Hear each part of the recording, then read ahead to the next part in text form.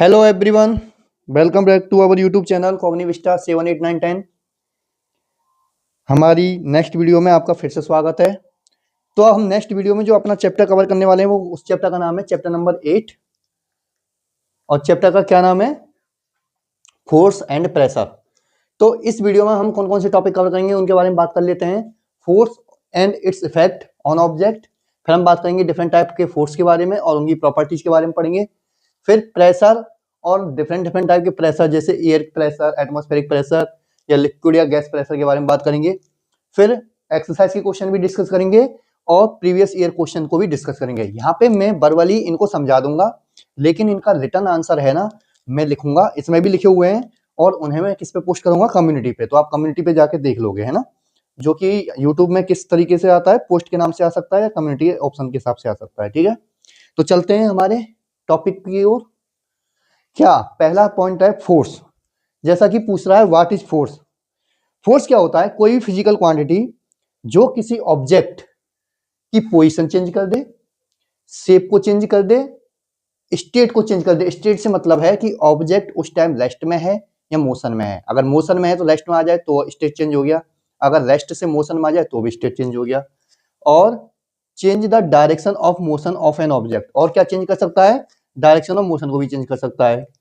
अब देखो इस फोर्स से संबंधित इस जो टॉपिक है फोर्स और इसके इफेक्ट से संबंधित जो प्रीवियस ईयर क्वेश्चन है, जिसे तुम डेसिमल क्वेश्चन के नाम से जानते हो, किस तरीके से आया है, state the main effect that can be produce by ये फोर्स। तो फोर्स के द्वारा कौन कौन से इफेक्ट प्रोड्यूस किया जाते हैं, पोजीशन में चेंज किया जाता है, शेप में भी चेंज किया जा सकता है। शेप में क्या चेंज किया जा सकता है, अगर मैं किसी ऑब्जेक्ट पे पुश फोर्स लगा रहा हूँ दोनों तरफ से लगा दूं तो वो क्या हो जाएगा, कंप्रेस हो जाएगा।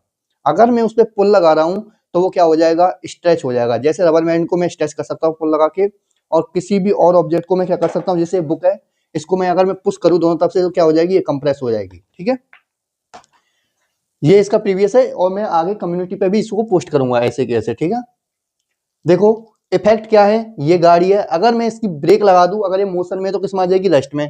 अगर मैं इसका एक्सीलेटर दबा दूं तो क्या हो जाएगी, स्पीड इंक्रीज हो जाएगी। इसका स्टीयरिंग घुमा दूं तो क्या चेंज हो जाएगी, डायरेक्शन चेंज हो जाएगी। ये बॉल है, फुटबॉल है, इसको अगर मैं किक दे दूं तो क्या हो जाएगा, मूव करेगी ये, इसकी डायरेक्शन भी चेंज कर सकते हैं। इस तरीके से हम इफेक्ट ऑफ फोर्स के बारे में हम पढ़ चुके हैं। ठीक है, ये वो है, इस बॉक्स को क्या दे रहा है, पुश कर रहा है। पुश कर रहा है तो क्या करेगा, ये बॉक्स जो स्टेट में है, जो रेस्ट में है अभी, वो मूव करने लगेगा। ऐसे ही ये बॉल में अगर किक देंगे तो क्या होगा, इसकी डायरेक्शन भी चेंज हो जाएगी, इसकी मोशन भी चेंज हो जाएगी, मतलब मोशन में आ जाएगी रेस्ट से। ठीक है, अब हम बात करते हैं फोर्स और इसके टाइप। फोर्स क्या था, उसके इफेक्ट्स क्या थे, हमने पढ़ लिया। अब इसके टाइप्स कौन कौन से होते हैं, कॉन्टैक्ट फोर्स और नॉन कॉन्टैक्ट फोर्स। पहले हम पढ़ेंगे कॉन्टैक्ट फोर्स के बारे में। कॉन्टैक्ट फोर्स दो टाइप के होते हैं मेनली, पुश फोर्स और पुल फोर्स। तो फोर्स मेनली कितने टाइप के होते हैं, कॉन्टैक्ट फोर्स और नॉन कॉन्टैक्ट फोर्स। और हम बात कर रहे हैं किसके बारे में, contact force. Contact force as name suggest they require direct physical contact with object. मतलब कॉन्टैक्ट फोर्स के लिए अगर मुझे किसी ऑब्जेक्ट पे फोर्स अप्लाई करना है तो उस ऑब्जेक्ट के साथ उस फोर्स अप्लाई करने वाले को क्या होगा, डायरेक्ट फिजिकल कॉन्टैक्ट होगा। जैसे मैं अभी इस बुक को क्या करूंगा, अगर मैं चाहता हूं कि ये बुक मूव करे या ये बुक ओपन हो तो क्या करूंगा, मैं इस पे टच करूंगा और इसे खोलने की कोशिश करूंगा। ठीक है, इसलिए इसे क्या कहते हैं, क्योंकि डायरेक्ट फिजिकल कांटेक्ट है मेरे इस हाथ के बीच में और इस बुक के बीच में, इसलिए इसे क्या कहते हैं, कांटेक्ट फोर्स कहते हैं। कांटेक्ट फोर्स टू टाइप के होते हैं, मस्कुलर और फ्रिक्शन। कौन कौन से होते हैं, मस्कुलर और फ्रिक्शन। मस्कुलर फोर्स क्या होते हैं, दे आर टू, सिंपल सा नाम सजेस्ट कर रहा है, मसल्स, मतलब जहां पे हम मसल्स का यूज करेंगे उसे क्या कहेंगे, मस्कुलर फोर्स। मस्कुलर फोर्स में हम क्या करते हैं, दो तरीके के होते हैं, पुश फोर्स और pull force. Push force apply करने पे क्या होता है, मैंने इस जो बुक है इसको क्या दिया, पुश किया तो ये क्या जाएगी, मेरी बॉडी से दूर जाएगी। ठीक है, तो इसमें क्या जाता है, ऑब्जेक्ट हमारी बॉडी से दूर जाता है, object move away from our body. और जब अगर मैं इस बुक पर दोनों तरफ से पुश फोर्स लगा दूं तो ये क्या होगी, कंप्रेस होगी। ठीक है, क्या होगी, ये कंप्रेस होगी। पुल फोर्स, अगर मैं ये बुक रखी हुई है, इसको मैं पुल लगाना चाहता हूं, मतलब मैं इसे खींचना चाहता हूं, तो क्या आएगी, मेरी बॉडी के पास आएगी, जब बॉडी के पास आएगी। और दूसरा, अगर मैं ये तो क्योंकि सॉलिड है, अगर मैं इस पुल फोर्स को इस तरीके के इस रबर बैंड पे लगाऊं तो क्या होगा, ये स्ट्रेच होगा। तो पुल फोर्स लगाने पे क्या होता है, ऑब्जेक्ट बॉडी के पास आता है और स्ट्रेच भी हो जाता है अगर दोनों तरफ से हम पुल लगा दे तो। ठीक है, आगे चलते हैं। अब हम बात करेंगे नॉन कॉन्टैक्ट फोर्स के बारे में। As name suggest direct physical contact नहीं होगा, सीधी सी बात है, और ये हमें दिखने वाले भी नहीं है, ये क्या होंगे, इनविजिबल होंगे, जैसे gravitational force, magnetic force, electrostatic force. तो अच्छा, इसमें पहले हम इनके बारे में बात करते हैं, फिर इसके PYQ क्वेश्चन के बारे में बात करेंगे, प्रीवियस ईयर क्वेश्चन के बारे में बात करेंगे। ग्रेविटेशनल फोर्स क्या कहता है, it is a force which is exerted by earth on each and every object which are present on it. This it is always attractive in nature. तो in general देखो, पहली बात तो तुम्हें ये कंफ्यूजन नहीं होना चाहिए कि सिर्फ अर्थ ही ग्रेविटेशनल फोर्स लगाती है। एक बॉडी दूसरी बॉडी को भी अट्रैक्शन फोर्स लगाती है, उसे ग्रेविटेशनल फोर्स कह सकते हैं, लेकिन अर्थ का मास इतना ज्यादा है कि अर्थ का जो ग्रेविटेशनल फोर्स है वो हमें क्या होता है, फील होता है। इसलिए अर्थ के अर्थ जो अट्रैक्शन फोर्स लगाती है एवरी ऑब्जेक्ट को, उसे हम क्या कहते हैं, ग्रेविटेशनल फोर्स कहते हैं। ठीक है, तो अब इसमें क्या कह रहा है, जो अर्थ एवरी ऑब्जेक्ट पे लगाती है उसे क्या कहते हैं, ग्रेविटेशनल फोर्स कहते हैं। क्या तुमने कभी देखा है कि अर्थ क्या लगाती है, हमें इनविजिबल फोर्स है, लेकिन हर ऑब्जेक्ट पे लगाती है, इसलिए क्या है, नॉन कॉन्टेक्ट फोर्स है। अगर ये ऑब्जेक्ट इस तरीके से मेरे हाथ में है ना, अर्थ से तो, अर्थ के सरफेस से तो टच नहीं कर रहा, लेकिन अब भी इस पे क्या लग रहा है, इस पे लग रहा है ग्रेविटेशनल फोर्स। अब क्योंकि क्या इस बुक और अर्थ के सरफेस के बीच में कोई कॉन्टेक्ट है क्या, नहीं है ना, तो ये किस तरीके का फोर्स है, नॉन कॉन्टेक्ट टाइप का फोर्स है। ठीक है, with the help of this force earth pull down everything towards it. क्या कह रहा है, जो ग्रेविटेशनल फोर्स है इसी का ही इफेक्ट है कि कोई भी ऑब्जेक्ट हम ऊपर से गिराएं हमेशा नीचे ही आएगा। अगर ये ग्रेविटेशनल फोर्स ना होता तो ये ऑब्जेक्ट नीचे ना गिरने की बजाय क्या करता, इस एटमॉस्फेयर में क्या करता, फ्लोट करता। अगर ये ग्रेविटेशनल फोर्स ना होता तो इस अर्थ के चारों जो एटमॉस्फेरिक है, प्रेशर है या एयर है, वो कुछ नहीं होता, पानी भी नहीं होता। क्यों, ये सब किसकी वजह से रुके हुए हैं अर्थ पे, क्योंकि अर्थ ने अपने अट्रैक्शन फोर्स के थ्रू इन्हें अट्रैक्ट करके अपने आप से क्या किया हुआ है, बाउंड किया हुआ है। क्या किया हुआ है, बॉन्ड किया हुआ है। अब इसके इफेक्ट्स क्या हैं, orbiting of moon around the earth. जो अर्थ के चारों तरफ जो मून है वो क्या लगाता है, अराउंड करता है, इसकी ऑर्बिट करता है, कक्षाओं में चक्कर लगाता है। वो किसकी वजह से, क्योंकि अर्थ ने उस मून पे क्या लगा रखा है, अट्रैक्शन फोर्स लगा रखा है। Falling of an apple from a tree, कोई भी फल, कुछ भी हो, एप्पल वाला तो एग्जांपल बहुत ज्यादा पॉपुलर है, कोई भी फल हो, कोई भी ऑब्जेक्ट हो, अगर आप ऊपर से नीचे गिरा रहे हो तो वो नीचे ही आएगा ना, ऊपर नहीं जाएगा। क्यों, क्योंकि जैसे ही हमने उसको फ्री किया उस पे अर्थ ने अपने हमारे फोर्स से ज्यादा क्या लगा दिया, ग्रेविटेशनल फोर्स लगा दिया, इसलिए वो क्या गिरेगा, नीचे ही गिरेगा। We are staying on ground instead of floating away. मैंने बता दिया कि अगर ग्रेविटेशनल फोर्स नहीं होगा तो हम क्या करेंगे, फ्लोट करने लगेंगे, तैरने लगेंगे इस ग्राउंड पे, चल भी नहीं पाएंगे अपन। अब हम बात करते हैं जो प्रीवियस ईयर क्वेश्चन पूछे गए हैं। What is called non contact force. Non contact force बता दिया, डायरेक्ट फिजिकल कॉन्टेक्ट नहीं होता, तीन टाइप के होते हैं जो हमने अपने चैप्टर में पढ़े हैं। Right the names of few fundamental forces of nature. ये ही फोर्स क्या है, नेचर की फोर्स तो है, ग्रेविटेशनल अर्थ लगाता है, मैग्नेटिक नेचर से प्राप्त होता है, इलेक्ट्रोस्टैटिक फोर्स भी है, ये भी नेचुरल है। ठीक है, देखो एक क्वेश्चन प्रीवियस में आया था, if there is no gravity then what will happen. Simple सी बात है, अगर ग्रेविटी नहीं होगा तो अर्थ हम पे क्या लगाए, नहीं लगाएगा, कोई भी अट्रैक्शन फोर्स नहीं लगाएगा, हम कोई भी फिजिकल एक्टिविटी नहीं कर पाएंगे, हम अच्छे से चल भी नहीं पाएंगे, हम क्या करेंगे, फ्लोट करेंगे। और इस अर्थ पे क्या नहीं होगा, एटमॉस्फेयर नहीं होगा और वाटर नहीं होगा, बिल्कुल कुछ नहीं होगा। कुल मिला के बात ये है, सब कुछ किससे रुका हुआ है, इस अट्रैक्शन फोर्स की वजह से, जिसे हम क्या कहते हैं, ग्रेविटेशनल फोर्स कहते हैं। ठीक है, अब चलते हैं हम आगे। कैसे लगाती है ग्रेविटेशनल फोर्स, ये अर्थ है, अर्थ ने सभी को क्या किया हुआ है, अट्रैक्ट किया हुआ है। ये वाटर भी है, इसको भी अट्रैक्ट किया हुआ है। इसके चारों तरफ क्या होती है, ऑर्बिट होती है, जिसमें मून क्या लगाता है, राउंड करता है, वो भी उस अट्रैक्शन फोर्स की वजह से हो रहा है। अब एक क्वेश्चन क्या है जो तुम्हारे डेस्क वर्क में पूछा गया है, जो भी प्रीवियस ईयर क्वेश्चन है, is gravity is the only property of earth. नहीं, no, because every object in the universe having mass. हर ऑब्जेक्ट का कुछ ना कुछ मास है, कुछ का बहुत ज्यादा है तो कुछ का क्या बहुत कम है। And exert gravitational force on other object, और वो क्या करता है, अट्रैक्शन फोर्स लगाता है दूसरे पे। लेकिन अर्थ का जो मास है वो इतना ज्यादा है कि उसका अट्रैक्शन फोर्स हमें फील होता है, और उसी अट्रैक्शन फोर्स को अपन क्या कहते हैं, ग्रेविटेशनल फोर्स कहते हैं। ओके, अब चलते हैं मैग्नेटिक फोर्स की तरफ।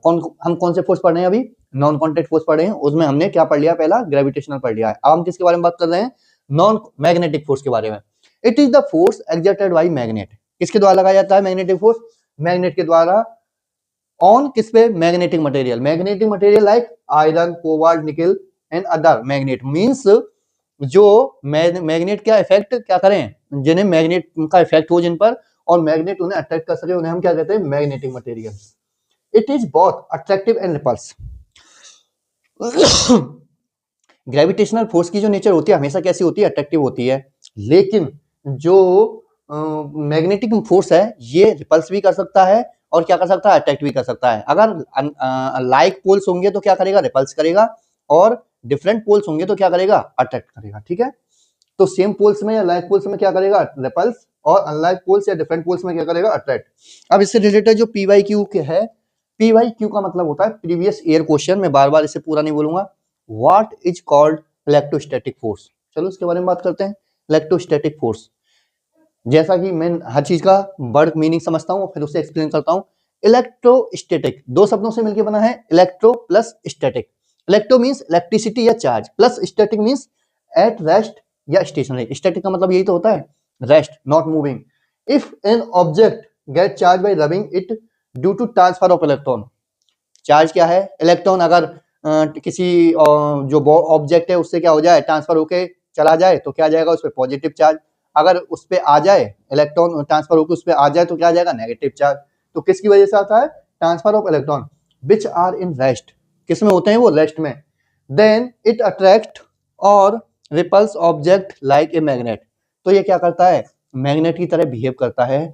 ठीक है, example, when we rub plastic com, हमने इसके लिए हम कुछ एग्जाम्पल या कुछ प्रैक्टिकल कर सकते हैं।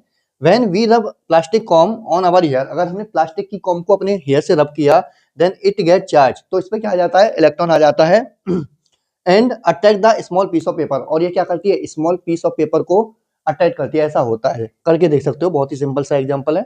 On rubbing the balloon on cloth, balloon get stick on one, अगर हम सिल्क या किसी क्लॉथ पे बैलून को रब करके उसे हम किस पे स्टिक कर सकते हैं, वॉल पे स्टिक कर सकते हैं। Cloth get stick together after washing, अगर हमने क्या किया, कपड़ों को धो दिया, तो आप देखते होंगे कपड़े एक दूसरे से क्या हो जाते हैं, स्टिक हो जाते हैं। क्यों, क्योंकि धोने के बाद वो क्या हो जाता है, कपड़े चार्ज हो जाते हैं, उन पे चार्ज आता है। अब देखो मैग्नेट में हमेशा दो पोल्स होते हैं, नॉर्थ पोल और साउथ पोल।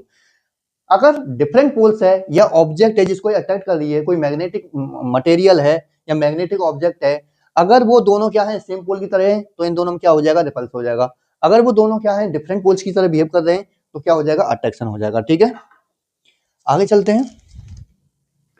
इलेक्ट्रोस्टैटिक फोर्स ये इस तरीके से ही करेगा, जब इस कॉम को हम अपने हेयर से क्या करेंगे, रब करेंगे, तो इस पे क्या आ जाएगा, इलेक्ट्रॉन कलेक्ट हो जाएगा, और ये चार्ज पार्टिकल, ये जो पार्टिकल्स ऑफ पेपर हैं उनको क्या करेगी, अट्रैक्ट करेगी। ठीक है, इलेक्ट्रोस्टैटिक फोर्स ये बैलून का है, अगर मैं इसे कपड़े से रब करूं तो क्या हो जाता है, इस तरीके से वॉल से क्या हो जाता है, स्टिक हो जाता है, क्योंकि इस पे चार्ज आ जाता है रबिंग की वजह से।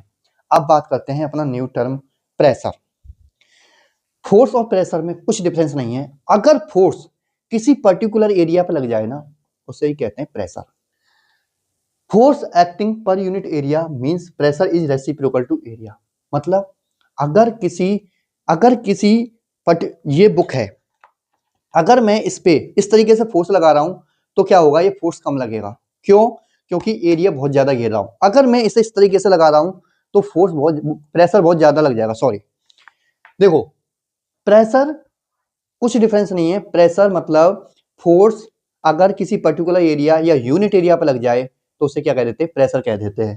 ठीक है, अब क्या होता है, ये कैसे डिपेंड करता है एरिया पे, देखो pressure equal to force upon area. मतलब प्रेशर एरिया के क्या होता है, रेसिप्रोकल होता है। कैसे होता है, अगर एरिया इंक्रीज हो जाए तो प्रेशर क्या हो जाता है, डिक्रीज हो जाता है, भले ही सेम फोर्स हो।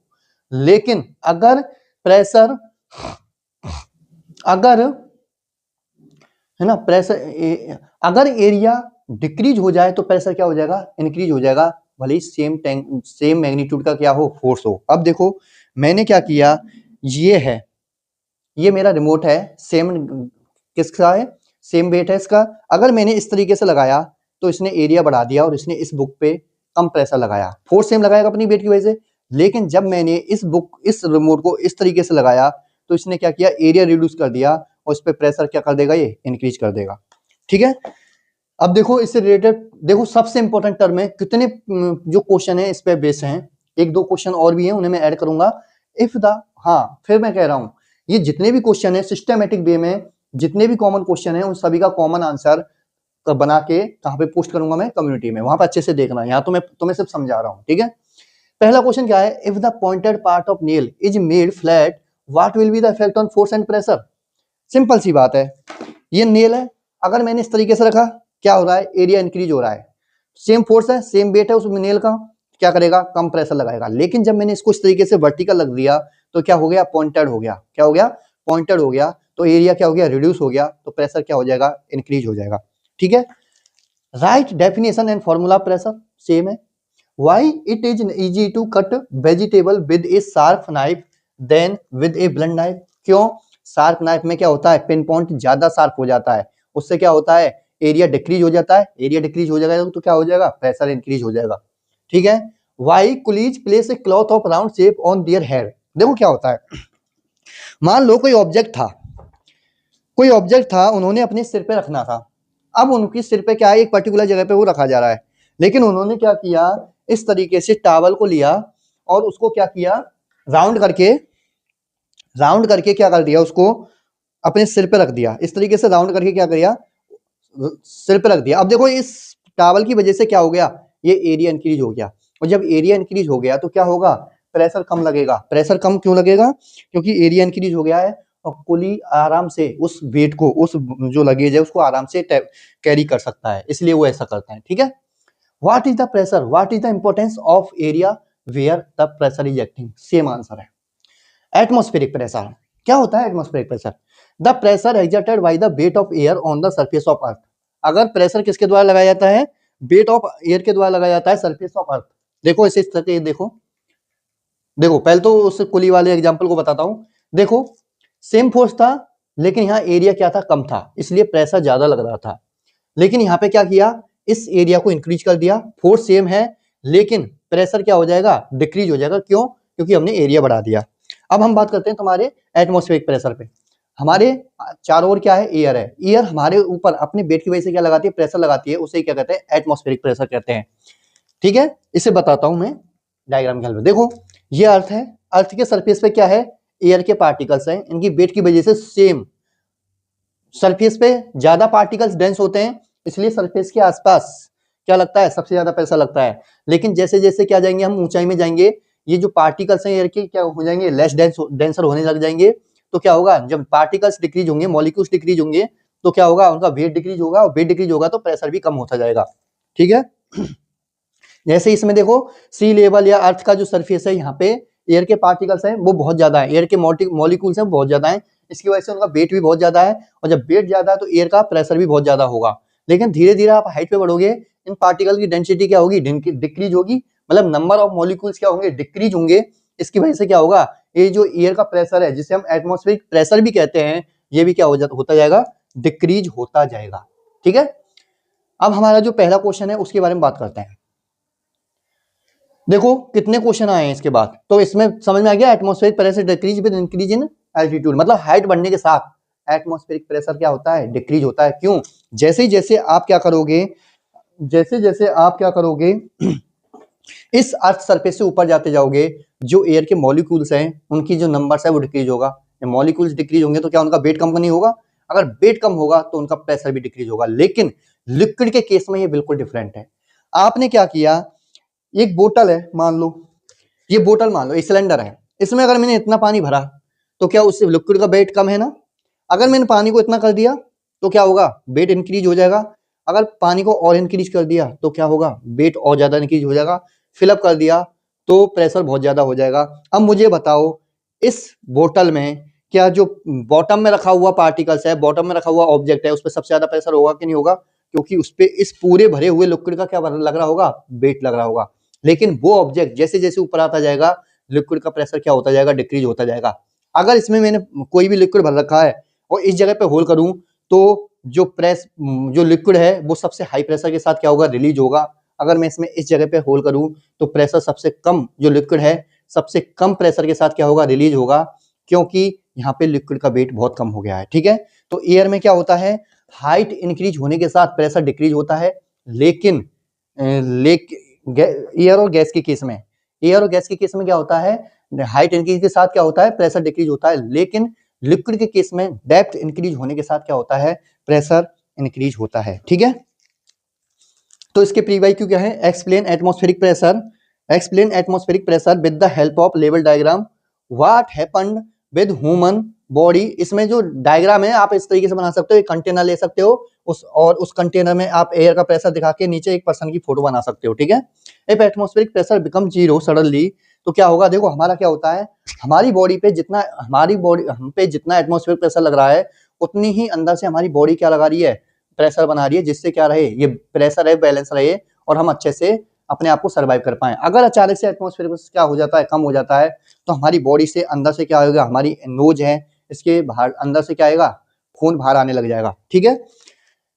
Is 15 ton, how one can tolerate that much load. देखो तीसरा क्वेश्चन क्या है, the force working on a person due to atmospheric pressure is 15 ton. क्या है, 15 टन है। हाउ, कितना, 15 टन कितना प्रेशर होता है पता है, लेकिन हम उसे कैसे टॉलरेट करते हैं। अगर हम पे 15 टन एटमॉस्फेरिक प्रेशर लग रहा है तो उतना ही प्रेशर हमारी बॉडी क्या कर रही है, अंदर से जनरेट कर रही है।